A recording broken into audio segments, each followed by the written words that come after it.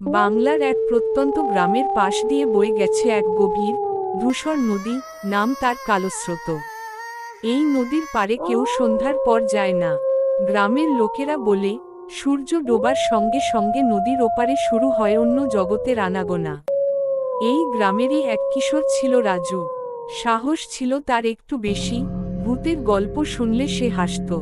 একদিন সন্ধ্যায় বন্ধুরা তাকে চ্যালেঞ্জ দিল, তুই যদি সত্যি সাহসী হোস তবে কালস্রোতের পাড়ে গিয়ে 1 ঘন্টা বসে থাক। রাজু চ্যালেঞ্জ গ্রহণ করল। রাত 8টায় একটা টর্চ আর মোটা চাদর গায়ে জড়িয়ে সে রওনা দিল নদীর পাড়ে।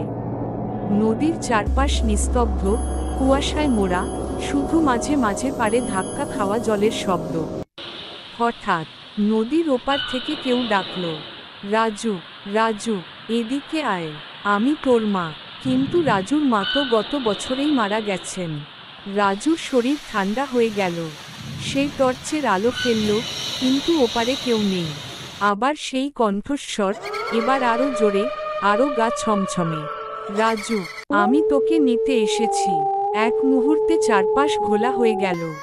নদীর পানি যেন উথাল পাথাল করতে লাগলো। রাজু দেখতে পেল, পানির ওপরে ভাসছে একটা সাদা শাড়ি পরা অবয়ব, মুখ নেই, কেবল দুটো লাল জ্বলন্ত চোখ। ভয়ে রাজুর পা চলছিল না। সে চিৎকার করতে চাইল, গলা দিয়ে শব্দ বের হলো না।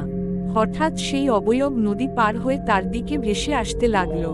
ঠিক তখনই এক বুড়ো লোক, গ্রামে যাকে পাগল বলে সবাই এড়িয়ে চলে, সে এসে রাজুকে ধরে টেনে নিয়ে গেল। রাজু জ্ঞান হারিয়ে ফেলেছিল। পরদিন সকালে সে জ্ঞান ফেরে নিজের ঘরে। গ্রামের সবাই বলল, তুই ভাগ্যবান রাজু, ওই বুড়ো না থাকলে তোকে নদী টেনে নিয়ে যেত। ওখানে যারা যায় তারা আর ফেরে না। রাজু আজও কথা বলে না, শুধু মাঝে মধ্যে চুপচাপ নদীর দিকে তাকিয়ে থাকে আর ফিসফিস করে বলে, ও ডাকছিল, ও আমার মা না, ও কিছু একটা ছিল।